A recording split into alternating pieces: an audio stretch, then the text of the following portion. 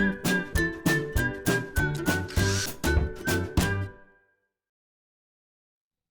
it's Steve. Today we'd like to show you how to change the cold control in your refrigerator. It's a really easy job. Let me show you how we do it. Now before we begin this repair, the first thing we'll need to do is to disconnect power to the refrigerator. So either pull it far enough forward that you can unplug it, or locate the electrical panel, turn off the appropriate breaker, or remove the appropriate fuse.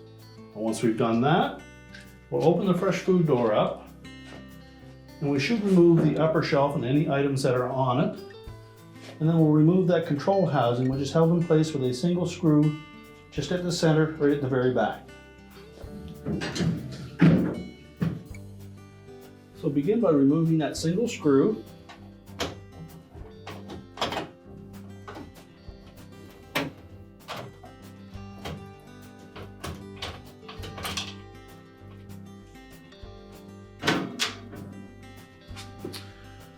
And then we'll push that whole control housing towards the back of the refrigerator, and then we'll dislodge this support that's fitted into a keyhole slot.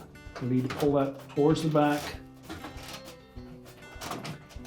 and then down, and then we can tilt that whole control housing away from the ceiling. That will disengage the two tabs at the very front. Now just let that housing hang down. We'll need to disconnect the wires to the emulsion heater, the harness connector to the defrost timer, as well as the wire terminals to the actual control and the ground wire.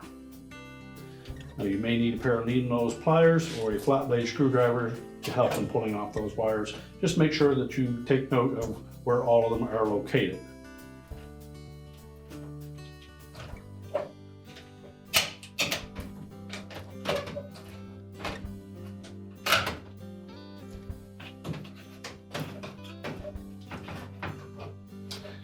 Now the harness connector for that defrost timer is usually on there very tight. So typically we would take a small flat blade screwdriver and go in and pry it away from the timer.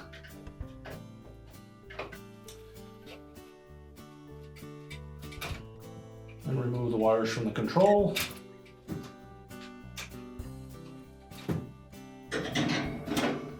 As well as our ground wire.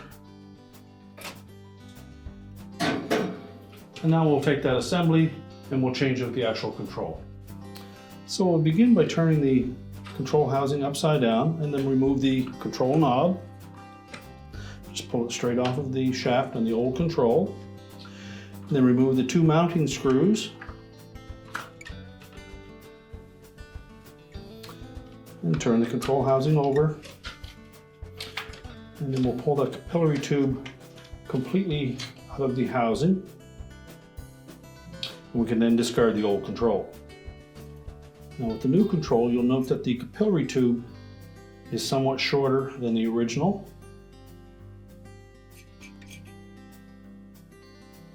So we're just going to carefully unwind that capillary tube. We want to make sure that when we mount the control in the housing, that the capillary tube goes all the way to the back of that protective tube.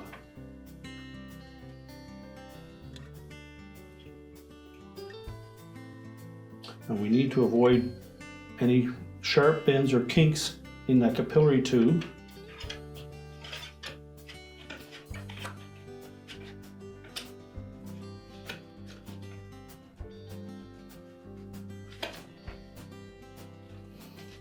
So once we have it lined up roughly, we're going to turn it over. We'll line up the screw holes and reinstall those mounting screws.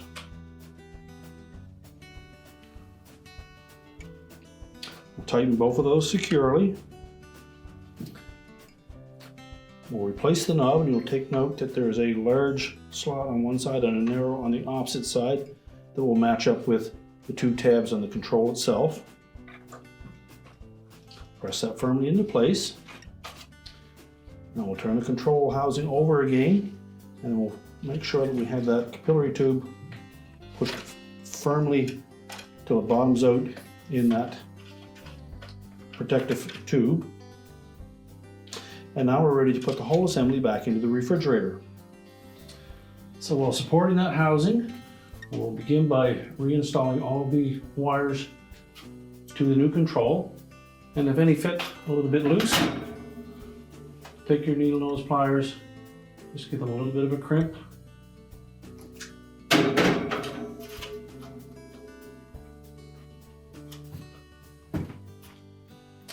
Make sure they all fit nice and snug.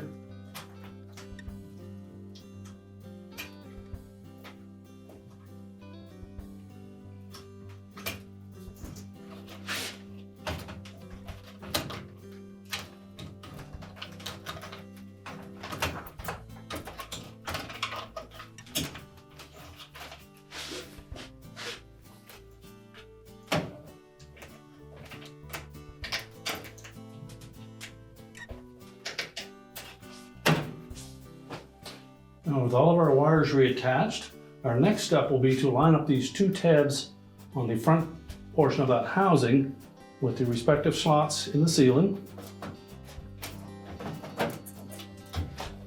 At the same time, we'll go to the very back and line up that tube with the keyhole slot.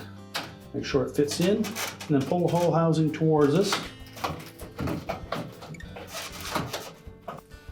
Now with the housing pulled forward, we'll next reinstall that retaining screw.